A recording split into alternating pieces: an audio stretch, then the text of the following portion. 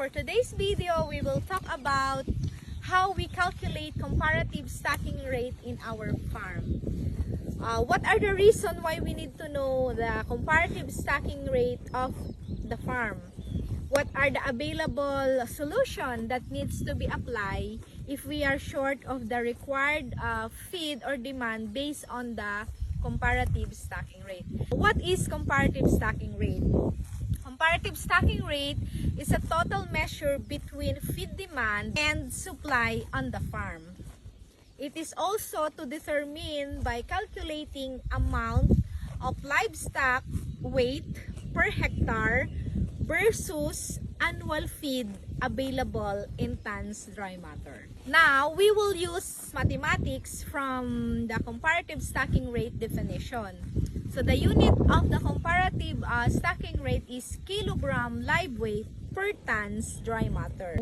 We need to calculate first the average live weight of our animal in the farm. Our cows are Jersey breed, which the average weight of Jersey is 400 kilograms. In order to calculate the total live weight of our animals is 400 kilogram per cow multiplied by 350 cows, and it will give us 140,000 kilograms.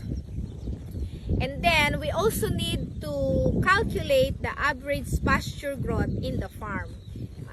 In order to calculate that, we need to know first the average pasture growth in the district. In our district, the average pasture growth is 14 tons dry matter per hectare per year. But we need to consider the feed utilization, so we only taking 85% of the pasture growth, which gave us 12 tons dry matter per hectare per year. So now, we need to calculate the total average pasture growth in the farm. So 12 tons per hectare per year multiplied to 180 hectare, it will give me 2,160 tons dry matter. So that is my available feed in the farm. The comparative stacking rate based on the grass base, no other supplement, no growth multiplier, is equal to kilogram live weight, which is 140,000 kilograms, divide it to the tons dry matter of 2,160, it will give me 64 kilogram live weight per tons dry matter. What is the significance of the comparative stacking rate that we calculated? Why it is useful? So in order for us to find out if our farm is profitable and sustainable, yun yung isang reason that we need to know the comparative stacking rate of our farm.